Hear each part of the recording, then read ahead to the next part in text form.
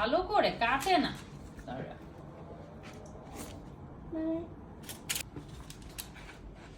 আমি এখন পিৎজা গুলোকে একটু বক্সে করে নিচ্ছি আর সেখানে করে নিচ্ছি। এটা হচ্ছে আপুরি কন্টেইনার, তো আমি ভাবলাম যে আজকে নিয়ে যাই এটার মধ্যেই। কি মা? ইয়েস বাবা।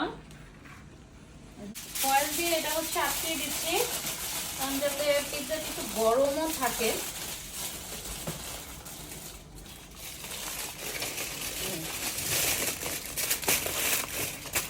বক্সে আটকে দেই যাতে গরম থাকে।